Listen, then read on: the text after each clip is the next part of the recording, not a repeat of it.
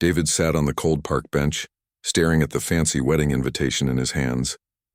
The golden letters seemed to mock him as he read his ex-girlfriend's name for the 100th time. Rebecca was getting married. Not just to anyone, but to his former best friend and business partner. The same man who had stolen his biggest client 3 years ago. The autumn wind rustled through the trees above him, dropping orange leaves onto his expensive suit. He should have been at his office running his successful tech company, making deals worth millions.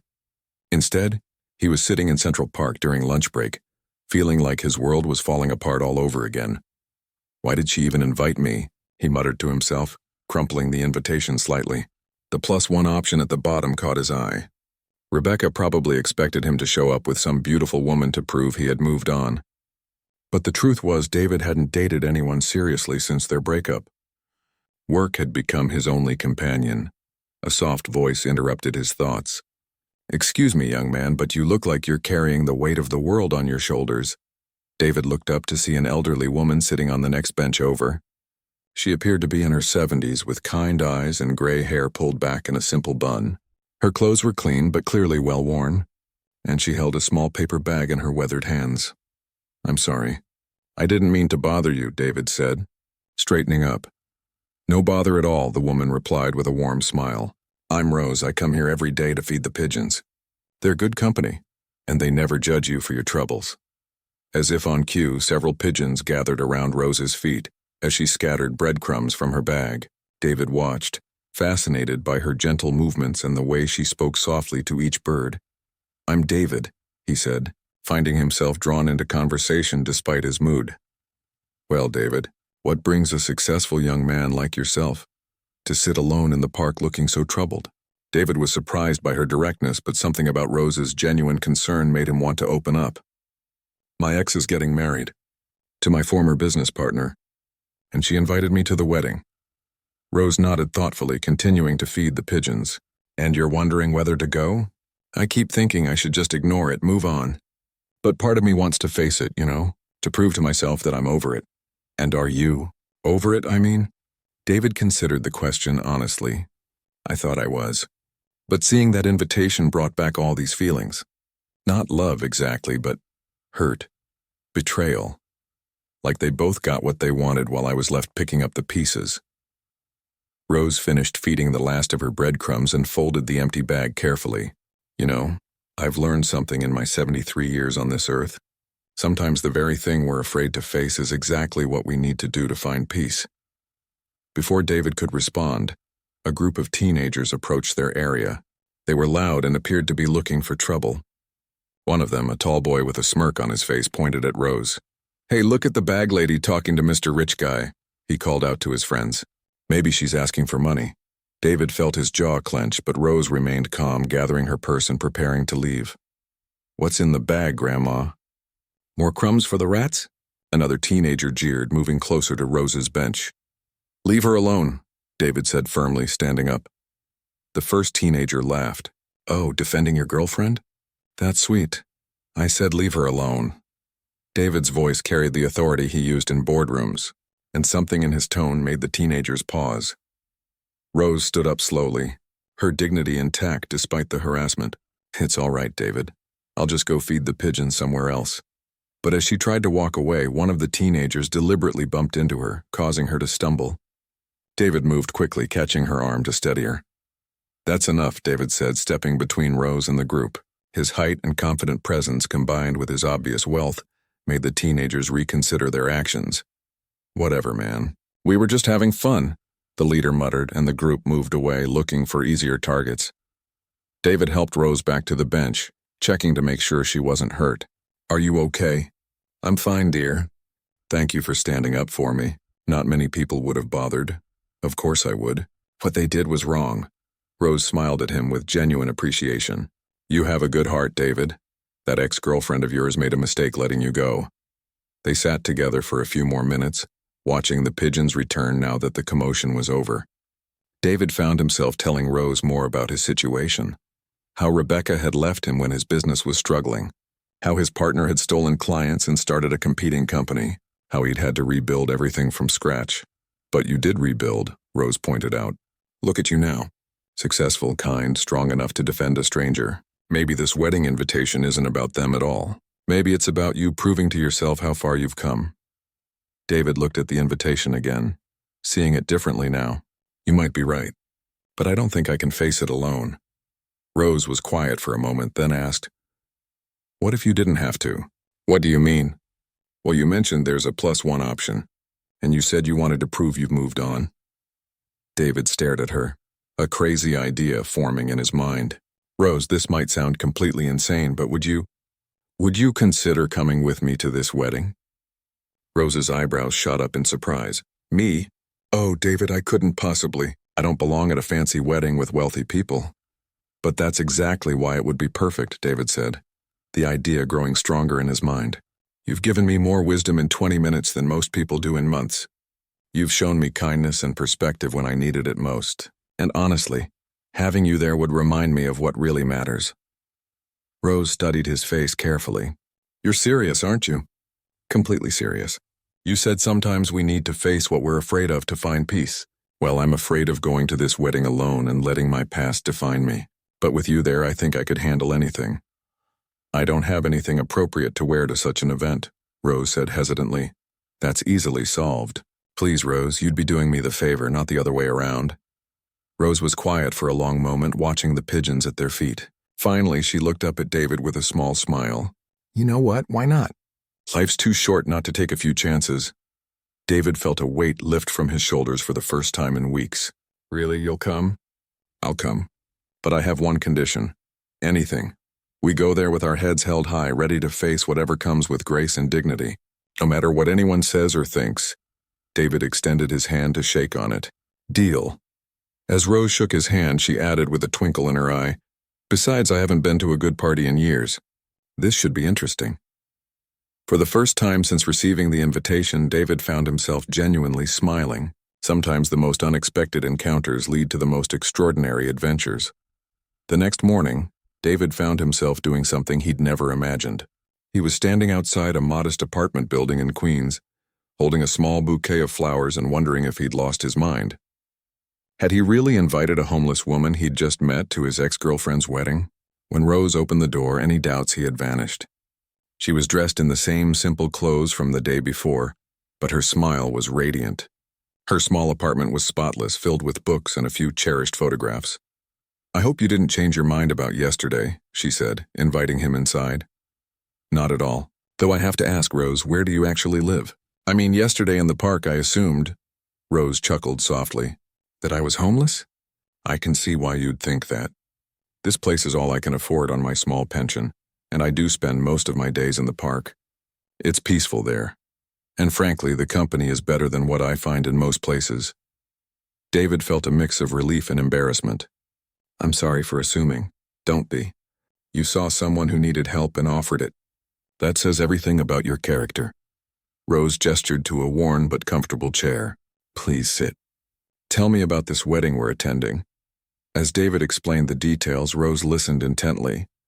The wedding was in 3 days at an upscale hotel in Manhattan. It would be formal, expensive, and filled with people from his old life. "I should probably know more about you if I'm going to be your date," Rose said with a twinkle in her eye. "What do you do, David?" "I run a software company. We develop apps for businesses. It's not glamorous, but it's successful now." He paused. "After Rebecca left and Thomas stole my clients, I had to start over completely." "I was almost bankrupt," Rose nodded encouragingly. "But you didn't give up." "There were times I wanted to. Times I sat in my empty office wondering if I should just close the doors and find a regular job somewhere. But something inside me refused to let them win, and now my company is worth more than Thomas's ever was. I have clients across the country, employees who respect me, and more money than I know what to do with." David's voice grew quieter. "But I'm not sure I'm any happier." Rose was quiet for a moment, studying his face. "David, can I tell you something about myself?" "Of course. I wasn't always feeding pigeons in the park. I was a nurse for 42 years. I worked in the children's ward at Mount Sinai Hospital. I loved those kids like they were my own." David leaned forward, intrigued. "What happened?" "My husband got sick, cancer. The medical bills were enormous, even with insurance. I used up all our savings, took out loans, even sold our house. When he died, I had nothing left except debt in this little apartment. Rose's voice remained steady, but David could see the pain in her eyes. Rose, I'm so sorry. The point is, I lost everything that I thought mattered. My husband, my home, my security. But you know what I discovered? The things that really matter can't be taken away from you. Kindness, wisdom, the ability to find joy in small moments, the strength to help others even when you're struggling yourself. David felt something shift inside him as he listened to her words. Here was a woman who had faced real loss, not just business betrayal, and she had emerged with grace and wisdom. I think that's why I want you at this wedding, he said slowly. You remind me of what's actually important, Rose smiled. Well then, we better make sure I look the part. I assume this isn't a jeans and sneakers affair? David laughed. Definitely not. Would you let me take you shopping? I promise it's not charity. You're doing me a huge favor and I want you to feel comfortable. Rose hesitated.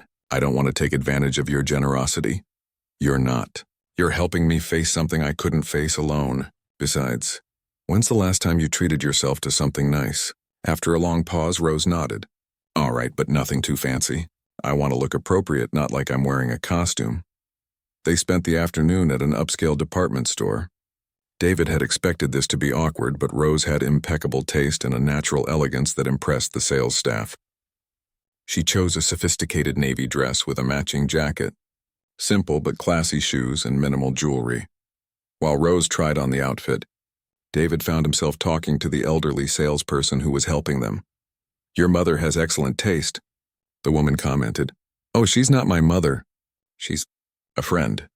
The salesperson raised an eyebrow but said nothing more. David realized how the situation must look to outsiders, but somehow he didn't care. When Rose emerged from the dressing room, David was stunned. The elegant outfit transformed her, but it was her confidence that really shone through. She looked like she belonged at any high-end event. How do I look? She asked, turning slightly to check herself in the mirror. Like someone who's been attending fancy parties her whole life, David said honestly. Over dinner that evening at a quiet restaurant, David learned more about Rose's life. She told him about her years as a nurse, the children she'd helped heal, the families she'd comforted during their darkest hours. I've seen people at their worst and their best, she said. Money, status, all of that falls away when someone you love is fighting for their life. What matters then is love, support, genuine human connection. Is that why you're not bitter? David asked. After everything you've lost? Rose considered the question carefully. I was bitter for a while. After my husband died and I realized I was going to lose everything, I was angry at the world. I felt like life had played a cruel joke on me. But bitterness is exhausting, David. It eats away at you from the inside. How did you get past it? I started volunteering at a soup kitchen. Seeing people who had even less than I did, but who still found ways to help each other, taught me something important. We all have choices about how we respond to life's challenges. I could choose to be bitter and angry, or I could choose to find ways to still make a positive difference. David thought about his own response to betrayal and loss. He'd chosen to work harder, make more money, build a bigger success. But had he chosen to heal? Rose, can I ask you something personal? Of course. Do you ever regret the choices you made? Spending everything on your husband's care? Rose's answer came without hesitation. Never. Not for a single moment. When you love someone, truly love them, you do whatever it takes to help them. The money was just money. The time I had with him, every extra day those treatments gave us, was priceless. As they walked back to Rose's apartment, David felt something he hadn't experienced in years. Peace. Not the temporary satisfaction of closing a business deal or the fleeting pride of financial success, but a deep sense of calm. Rose, I have a confession to make, he said as they reached her building. What's that? When I invited you to this wedding, I thought I was doing you a favor, but I'm starting to realize you're the one helping me. Rose patted his arm gently. The best relationships are like that, David. Both people give, both people receive. That's what makes them real. As David drove home to his expensive penthouse apartment, he thought about the difference between his living space and Rose's modest home.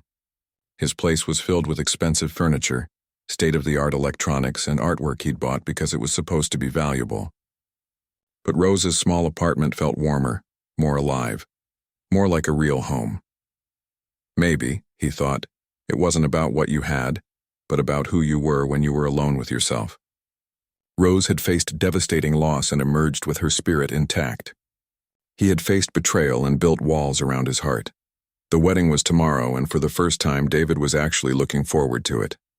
Not because he wanted to prove anything to Rebecca or Thomas, but because he was curious to see the world through Rose's eyes. Something told him it was going to be a day that changed everything.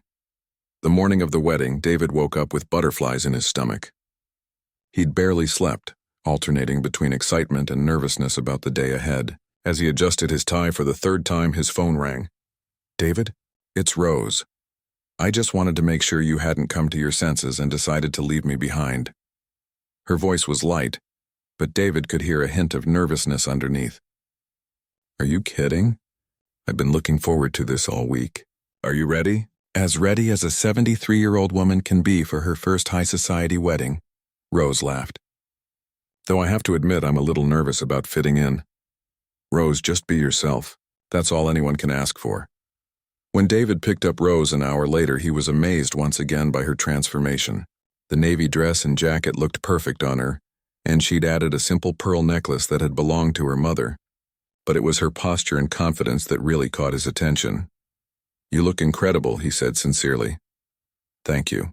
And you clean up pretty well yourself." Rose smoothed her skirt nervously. "David, before we go, I want you to know something.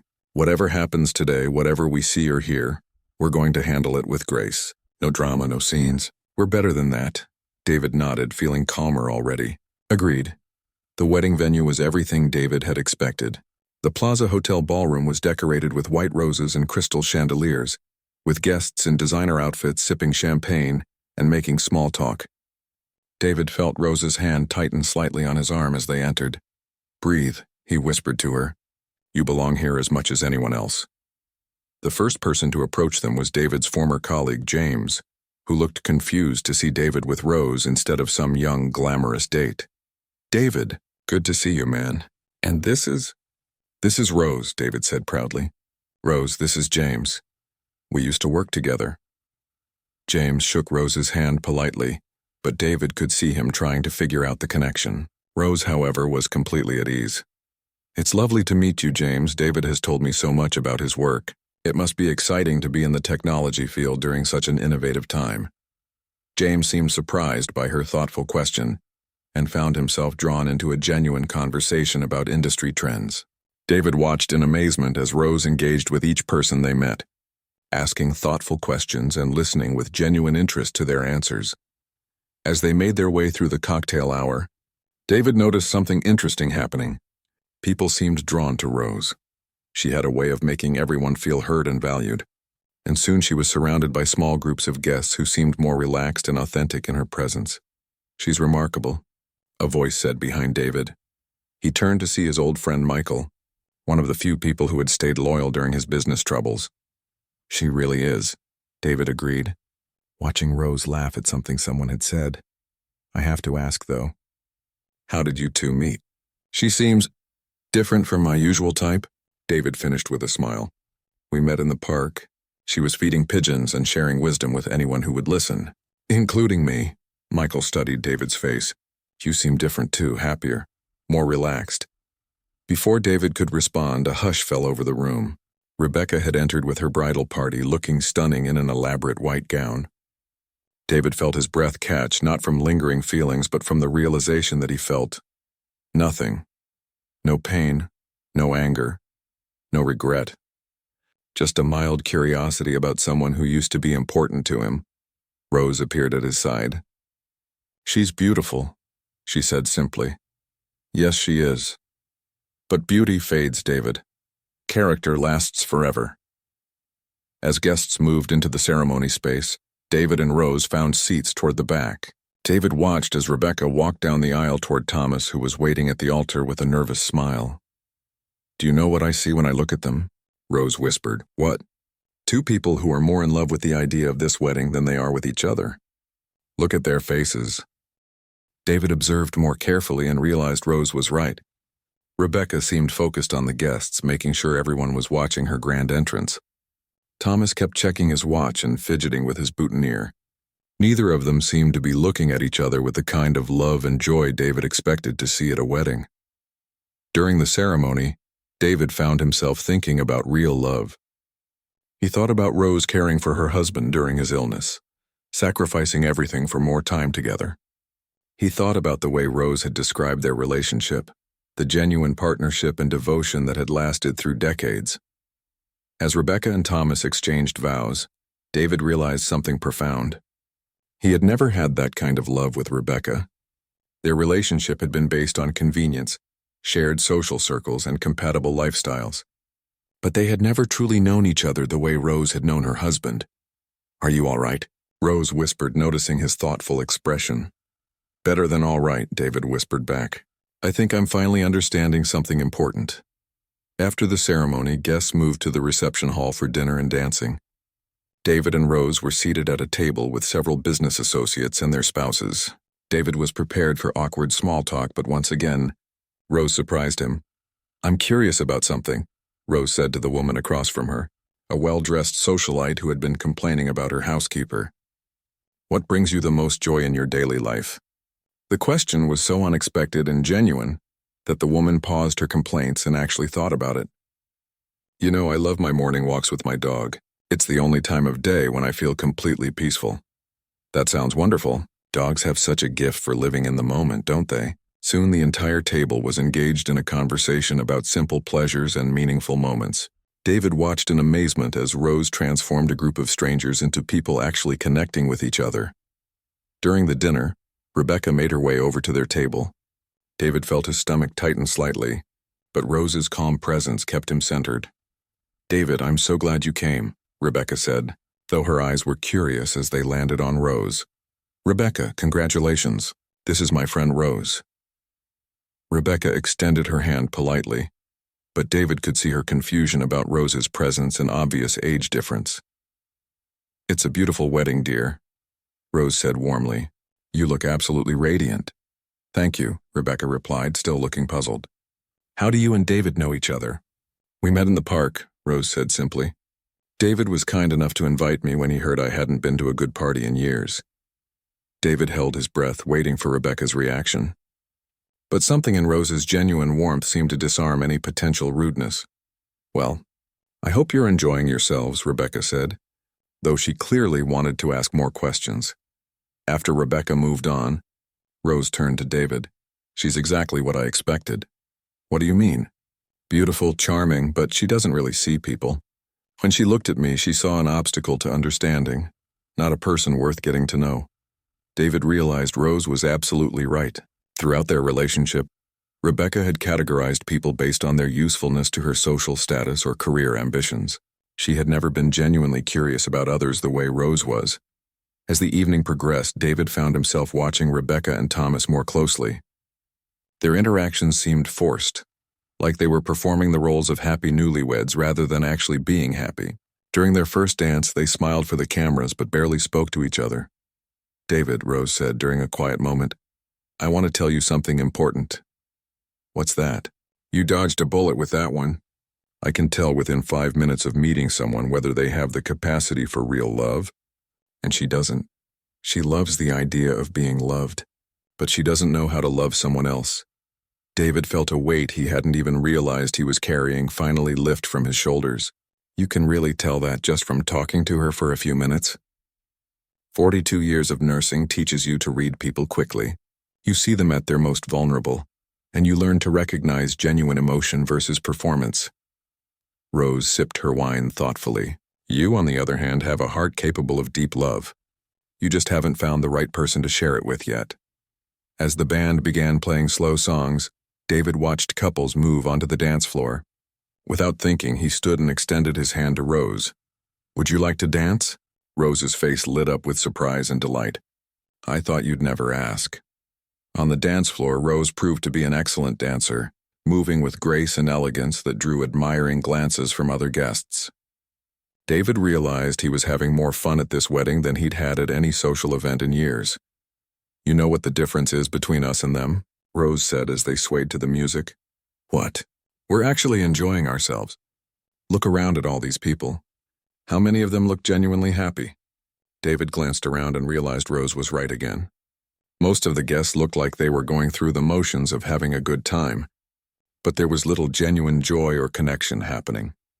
As the song ended, David felt overwhelmed with gratitude for the unexpected gift this day had become.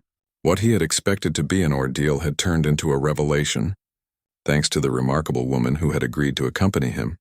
The evening was far from over, but David already knew this wedding would be remembered not for the pain he had expected to feel, but for the moment he finally understood what he truly wanted from life.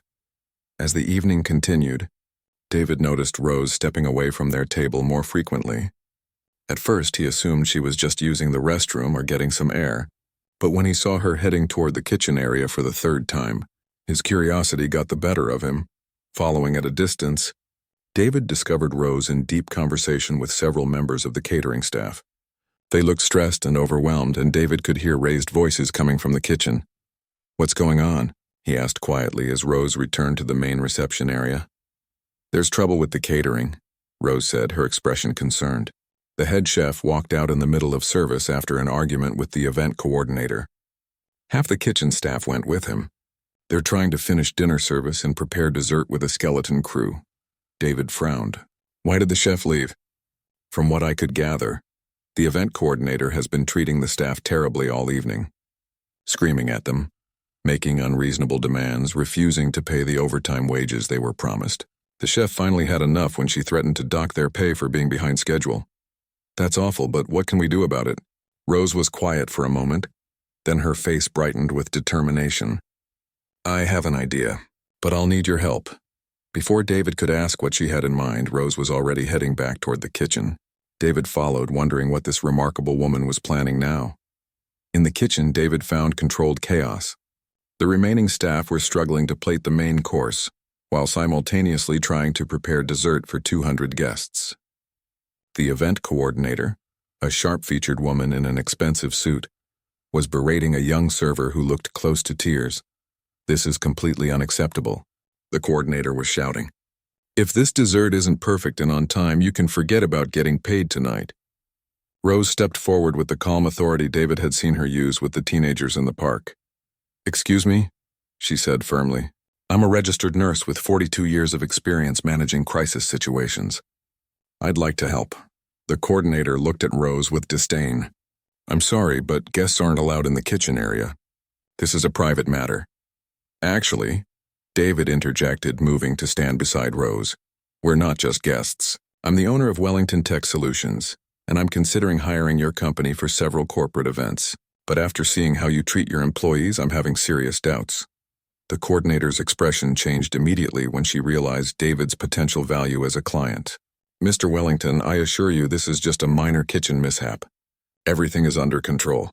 "No, it's not," Rose said calmly.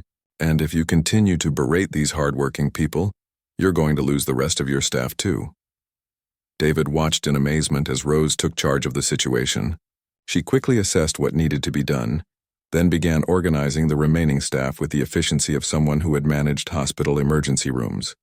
"You," she said to one of the servers, "focus only on getting the remaining main courses out. Don't worry about dessert right now.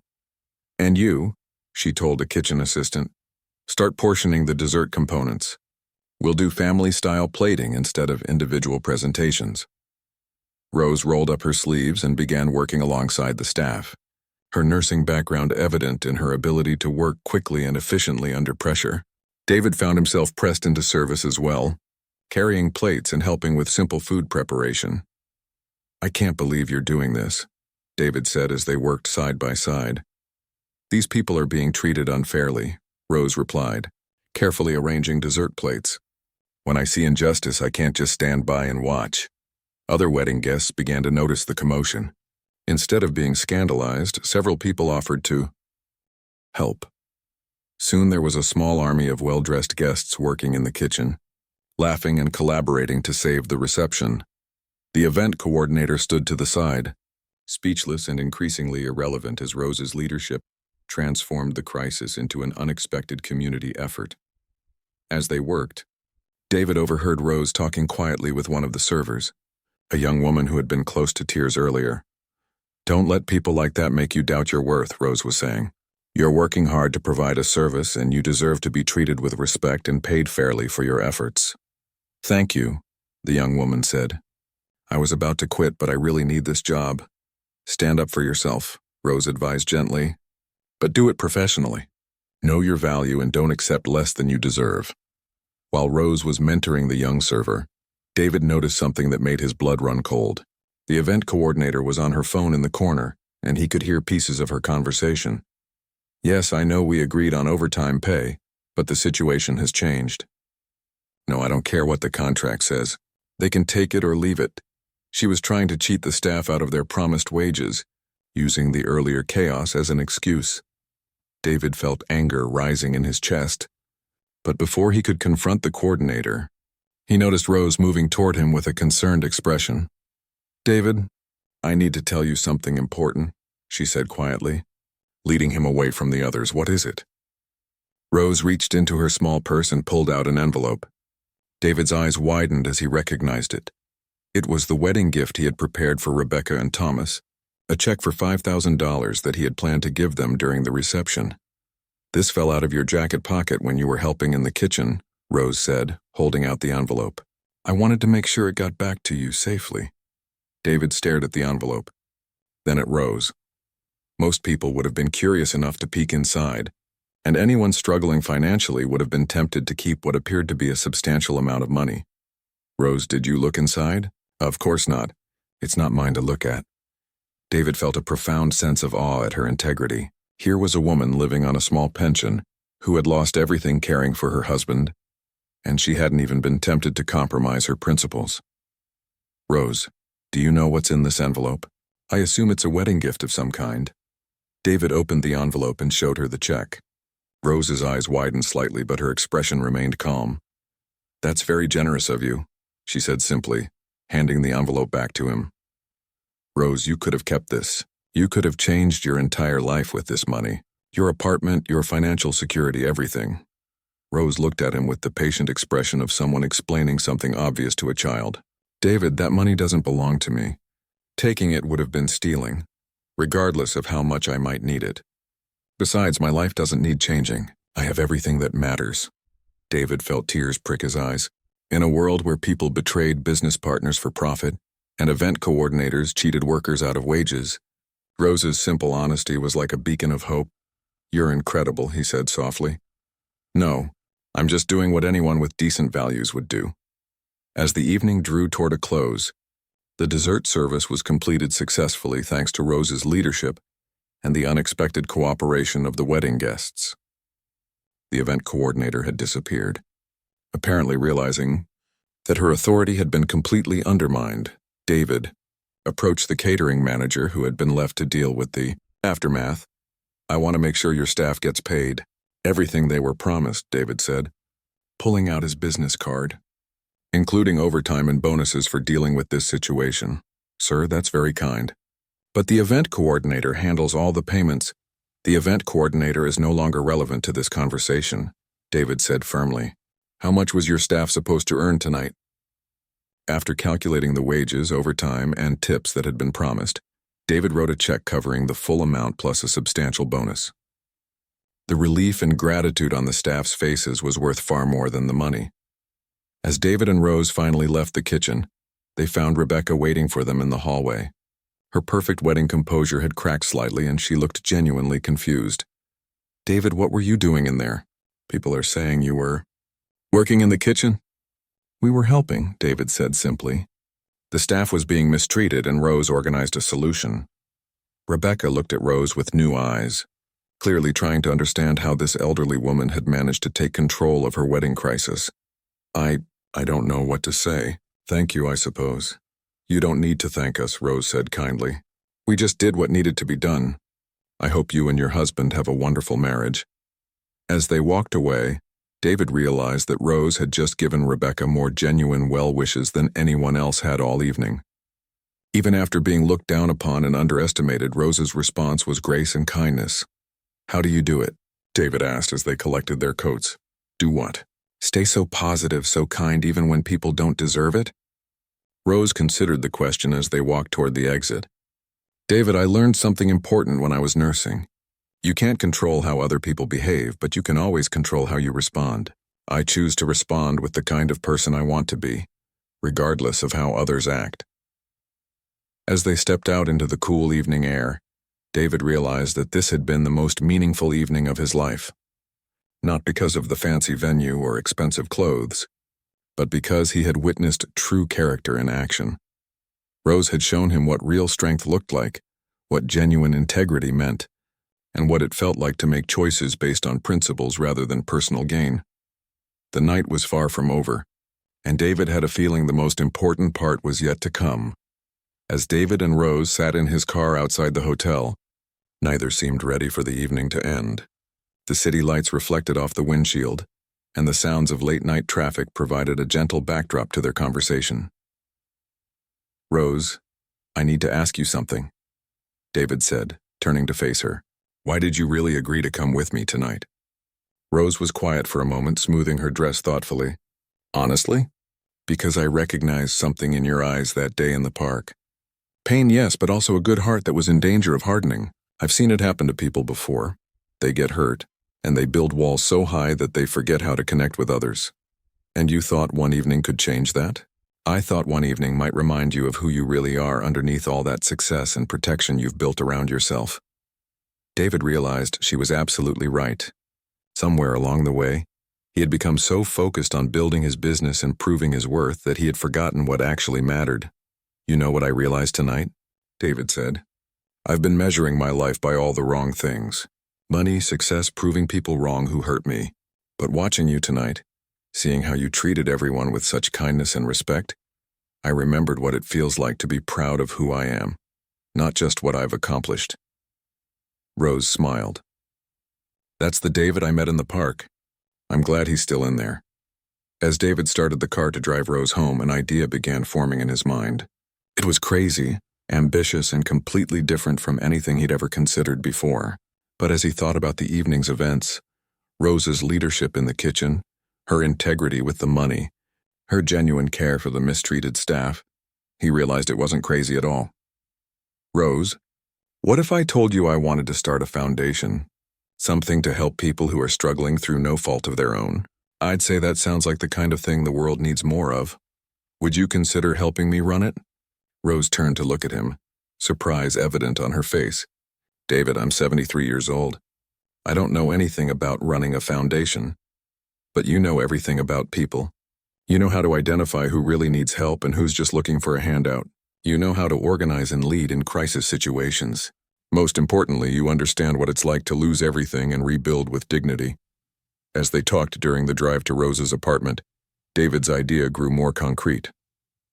He could use his business success to fund a foundation that would provide both emergency assistance and long-term support for people facing medical bankruptcies, job losses, or other life crises beyond their control. "I've been thinking about this all wrong," David said as he walked Rose to her door. "I thought success meant accumulating wealth and status. But tonight I realized that real success means using whatever you have to make other people's lives better." Rose unlocked her apartment door but didn't go inside immediately. "David, if you're serious about this foundation idea, I want you to think carefully about your motivations. Are you doing this because you want to help people, or because you're trying to prove something?" "Both, I think," David said honestly. "But mostly because I want to feel like my life has purpose beyond just making money." "That's a good start," Rose said. "Come inside for a moment. I want to show you something." Rose's small apartment looked different to David now. Instead of seeing it as modest or lacking, he noticed the warmth, the carefully chosen books, the photographs of smiling children who had clearly "I've been special to her." Rose went to a small desk and pulled out a worn notebook.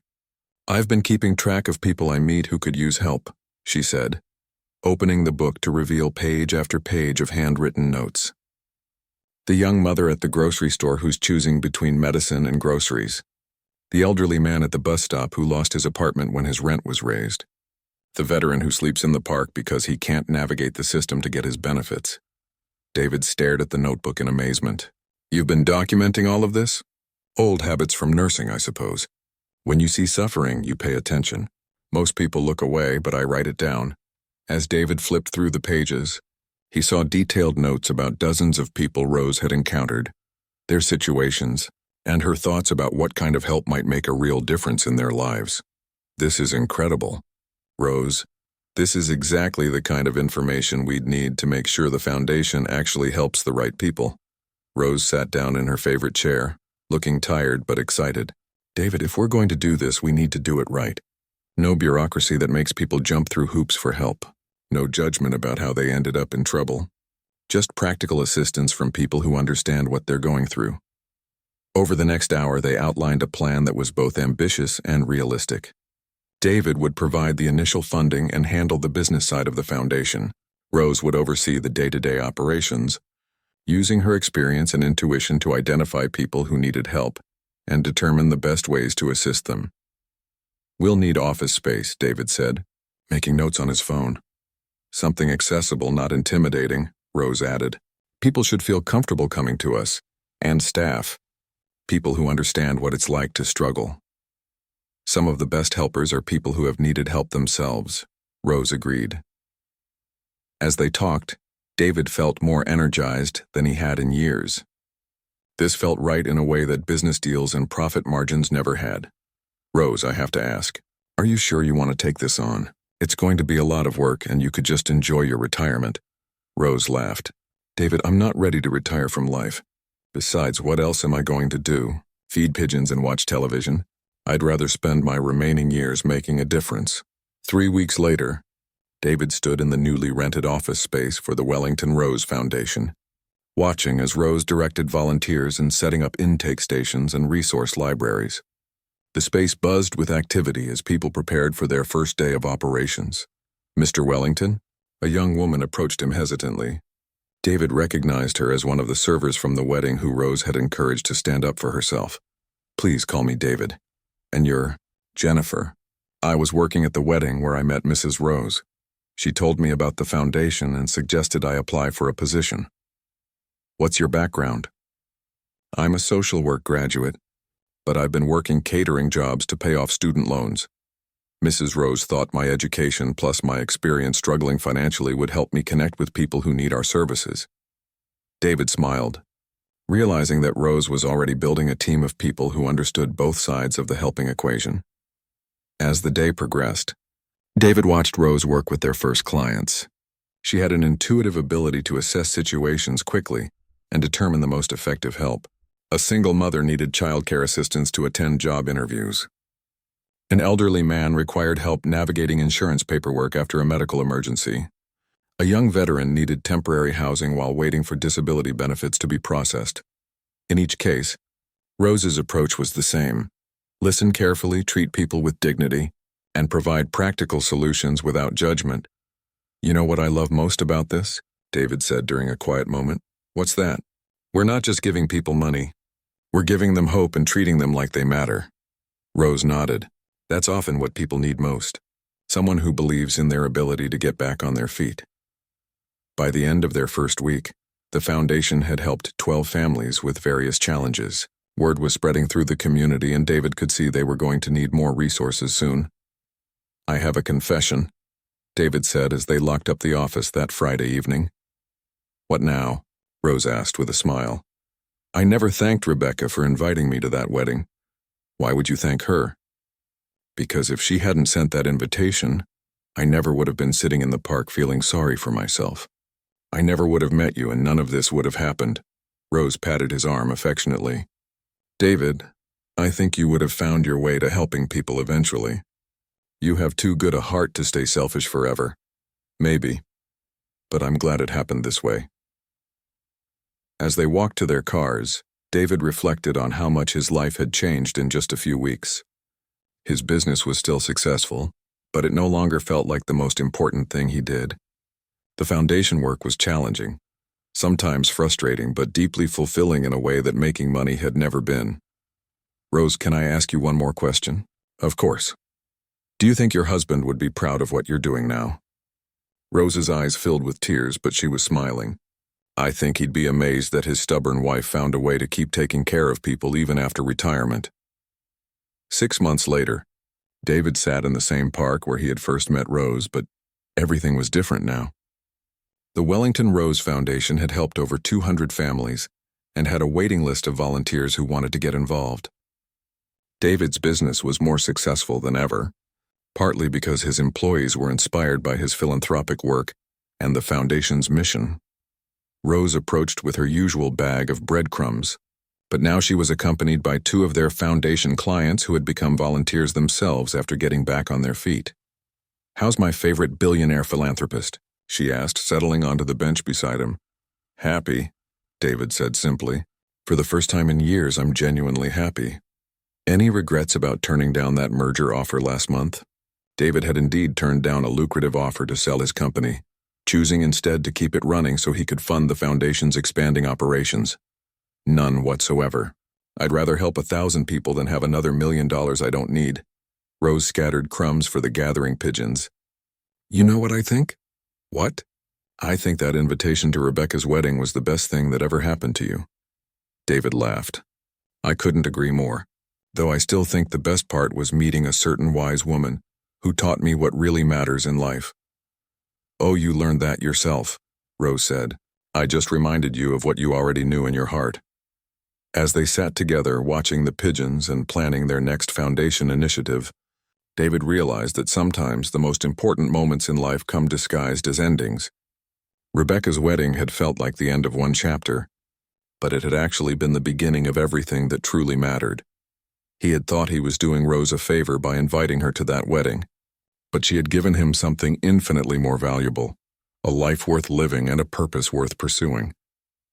Together, they had built something beautiful from an unexpected friendship, proving that the most meaningful connections often come from the most unlikely circumstances.